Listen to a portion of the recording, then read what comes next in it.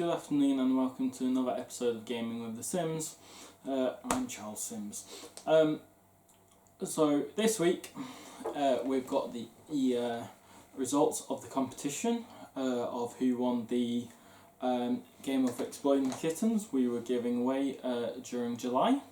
There was only 2 people who do qualify, meeting all the criteria over all the videos, or Scary Gaming and Jonathan English. This is a copy I printed 2 out by mistake. To make it more interesting, I've put 10 names of each of them into the draw. So if we have a look, prove that it is completely. We've got a copy of Scary Gaming,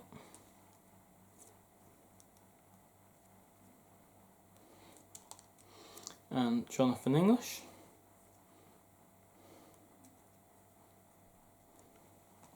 Going into the box, there is 10 of each in here. So we're shaking them up, and I'll pick one randomly out. This one.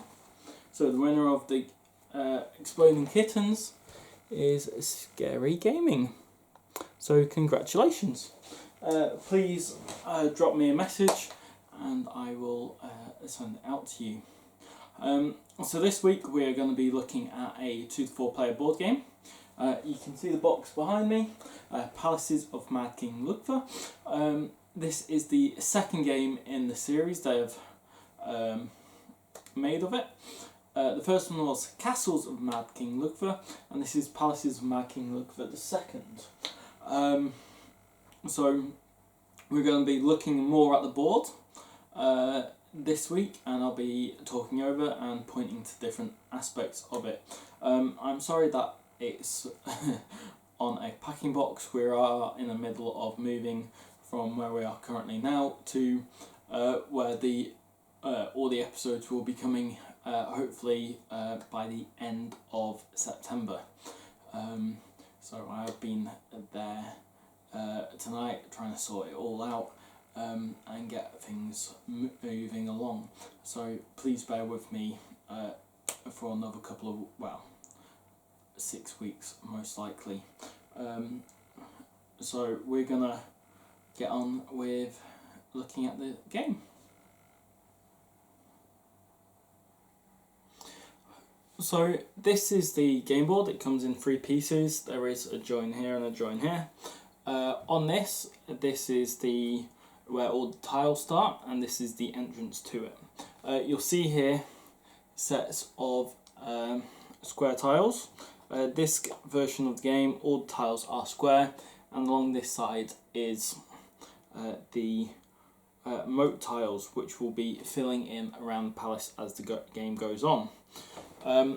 Across here we have got 6 places. These are the places that you'll be able to buy rooms from the game.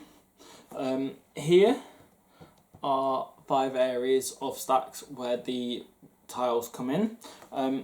You can't very well see it here, but here we've got one with a plus next to water tiles. Here's another one. This one has 2 water tiles, and this one is 4 water tiles.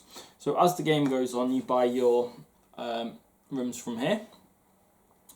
At the end of your turn, you'll replace any rooms which are missing from here, and then every time, so you always take from this stack and you move across. So once this stack is gone, when you complete a room, you have to fill up the palace with water. So when there's 1 stack gone, you do 1 for every time you complete a room. This when 2 gone, you do 2 because you've got 1 plus 1. When 3 stacks have gone, it's 4. So it's 1. So it's 1, 1, and 2. And then when 4 stacks are gone, you will be placing 6 water tiles. So in your turn, there is take a room from here. These 2 are free to take. These 2 will cost you 1 swan each, and these 2 will cost you 2 swans each. We'll look at swans shortly. You place once you've placed the room, bought it and placed it, you'll put a mark on it showing it is your marker, because it can make a difference at the end of the game. Markers are two-sided. All markers are unique, so you'll have your own colour. One side is your symbol with like a white background. This is for when the room is incomplete, and when you complete the room, you flip the marker the other way up, and you'll to show it's complete. The third part of your turn is place or slide markers on your blue board. So you will have a board for you to track how many rooms you get, and we'll look at that in a minute. Then you collect your swans. You collect any rewards which you currently get at that point. You place smoke tiles, then you slide rooms. So any rooms here, so say you took one here, you'd slide all of the ones at this side up, there are arrows, and then you place one at the end, or two at the end, because sometimes you can have two areas. So that's the turn. On this side of the board, we've got another action here, which is pay 3 swans. You take a tile here with playing the cost, so if you take one of these, it's free, and you have to pay extra cost for there. On top of these 3 swans, and you can take one of these tiles and you can lock it into your board sideways. Again, we'll look at the board in a minute. This tile here has the collection of hallways. This one here is a stack of corridors.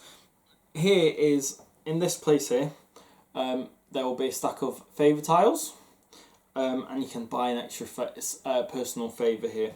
And then in this place, you'll have 4 favour tiles for the group to try and battle over. When you do take a corridor or a stairs, you can get rid of one of these and put it in this like a bin slot, if there is no good selections to try and get through some of the tiles, or it could be that you don't want a certain tile but you want to stop somebody else from getting it. But again, you do pay the swans for that. So we will be looking at next going on to the individual player boards. So these are the player boards. You can see there's red, blue, yellow and green. On it you'll see that reds are crowns, blues are music, yellow is keys and greens are leaves. So I've kept all the tokens in the bag, I've selected it all up. In the box you do get many cut bags, so you can see the white side and the like fully coloured side. That is to help mark it on. So if we look at the crowns, so we were talking before about placing or sliding on the board. If you placed like an activity room for the first time, you'd place it there. Every time then from now on, you'd slide it one up. Once you place the third room of a type, you'll see a row of swans. Once you've done that, you get that colour swan. If it's a grey swan, it is a swan of your choice. Then if you get 5, you'll get a reward at the end of the game. If you then want to play a 6 room, which is common, it can be common in a 2-player game. Really, in a 4-player game, you don't get that far because of how many people there are. You then place a second one and you can move it along. If for some reason you've placed 10 and you play 11th one, it does go there. It is quite hard to loop twice because there is a certain amount of rooms of each type in the game. Some rooms there are more of than others. If we have a look at the board closer up, you'll notice some areas. So if we have a look at the board, every time you complete a row at the end of the game, you'll get 10 points. If you have one of each row, one of each room, you'll get 10 points. If you manage to do 2 of each room, you'll get not only the 10 points, but you'll get an extra 20. Now, and then lastly, if you do 3 of each room, you'll get an extra 30. So that's 60 points if you get 3 of each room. Now, at the sides, you'll notice this strange area. you can use rooms, which is for the sleep room. If it's an instant one, you get it there. If it's end of game, it will show you here at the bottom. So sleep room, you get to do the same as buying. It is unlockability, and you get to place it in there. If it's diagonally like this, it means you've unlocked the areas, which are these. On this side, it's -1 swan reduction. There's another -1 swan reduction, and this one is move to moats, which can be quite useful.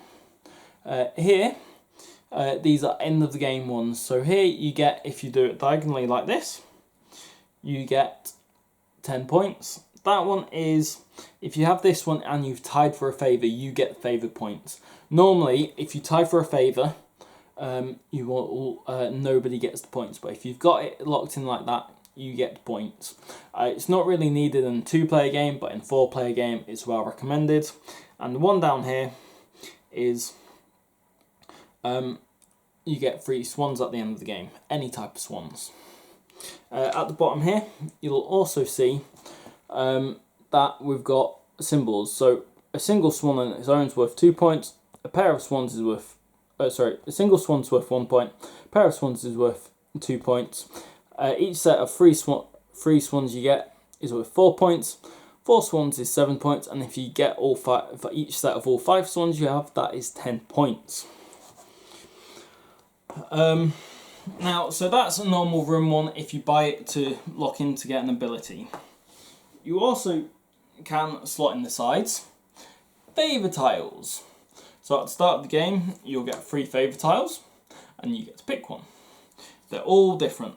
So this one is the most amount of yellow swans, for instance. That's the most amount of secret swans, which are black. And this is the fewest rooms. So, well, fewest of that type of rooms. I won't go into all of the types of rooms names because of you will forget them and it will get a bit confusing. So if you select at the start of the game, you get 3. You get to pick 1 or none for the one you want to keep. If you want to keep one, you put it in square like that. That means you can never now not use that slot to do that to get the ability. So there is, you've got to think how you want to play the game, if you want to get abilities or if you want to try and go for favours or a combination. There's 6 slots in each.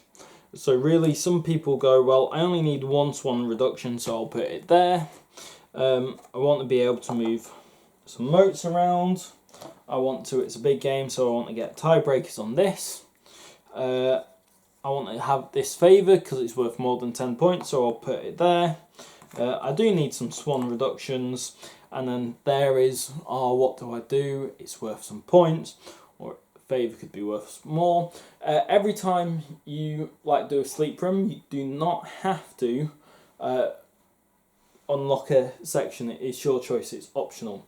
Every time you unlock a favour by doing a food room, you get to look at 3, so if there's not one you like or you know you're not going to win, you don't have to keep it. But you cannot get rid of any tiles once they're locked into your board, so you do have to be careful in your gameplay. Okay, so we'll now put everything out onto the board and we'll come back to see it. So here it is with everything set up now. You've got your swans collections in the lake outside. You've got your secret swans on the bridge with the grey side up, so you can't tell what swans they are. There's 3 of each colour, so there's 15 swans here. And you always start with 3 halls here to start you off. First player, it doesn't say who is the first player, so it's not always like the oldest or everything else like that. It's random. So luckily there is swans of all the player types. So if you're going to play red and blue, say to put 1 in each hand secretly, 1 picks it and you go, so red player starts. If there's more, you can add like green into the mix and do it so you randomly pick a swan, and even yellow. So they're the ones, and then obviously purple is another colour as one, but there isn't a board for purple. So this is how it starts off.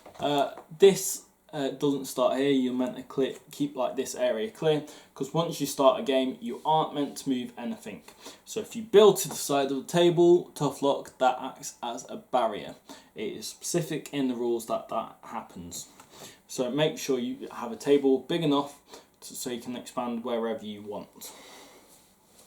Now, at the start of the game, the top 4 will become your goals.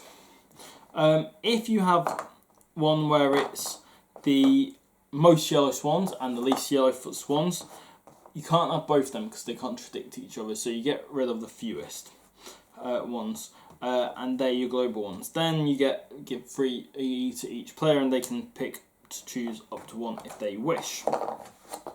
And the global ones sit here like we said earlier. Then you put them out like here. I have done this deliberately. It never ends up like this, but I have got here 1 of each type of room out just to show you them. So it's like this. For these stacks, the first stack is of 17 tiles, and then the other 4 stacks are of 16 tiles. That's just me figuring out that you get 1 stack of 17 and 4 stacks of 16. If you want to have the stack of 17 anywhere else, there is nothing which says, it just says 5 evenly stacked. But sadly you get 1 17 and the other 16, so they aren't exactly even, but they're as close as you can. So if we go through the rooms, we'll start with the ones which has the most of. So living rooms, they're purple. So you get 16 living rooms in total. And the ability is here, when you complete it, you get to count the doorways again. The next most common, living rooms always got a door on all 4 sides. Activity rooms, these are brown. There's always 3 doors on activity rooms, normally 2 are the same colour and 1 grey. At the end of the game, each completed activity room is worth 7 points. And there's 15 of them in the game. Next, there is the basement rooms. These are grey. These can't be joined to the ground floor rooms. You have to have stairs going down. So if we have a look at the stairs, it's always white for ground floor and black for dungeon rooms. Completed dungeon rooms gives you a secret swan. And there are 14 dungeon rooms. The other 3 type of rooms you get from here, they've all got 12 in each. So here we go. Orange ones are utility rooms. They've all got a different one up here. So this one is for every downstairs room you own. All of them are worth 3 points each. All utility rooms are unique, but they always give 3 points for whatever it is. So there's 1 of each colour of a swan is worth 3 points, 1 of each type of room there is 3 points. So there we go. The next one is yellow for food rooms. Utility rooms are always grey swan, and it's 1 door, so you always complete them as soon as you place them. Here is a food room. A food room is always 1 grey swan and 1 of something. And it's always 2 doors, 1 on each opposite sides. And then sleep rooms. These are normally the same colour swans at either place. You can get them in corners, or you can get them straight across. And when you complete that, well, food rooms you get a favour. If you complete these, you get to lock 1 in. Hallways, the stack is here, and stairs, the stack is there. So that is basically all the tiles and how you do it. And then you just take it in turns clockwise until either everything runs out, which is highly unlikely, or you fill in all around your board with moats. I'm not going to go into that now. We can see that when we do a run through of the game in a future episode. So this is how you play it. I hope you've had a it's excited you. Hopefully it has, and I'll see you again for another episode of Gaming with the Sims. And congratulations to Scary Gaming for winning the game. And please like, share and subscribe and spread the word. This is the Low Growing channel. So good night.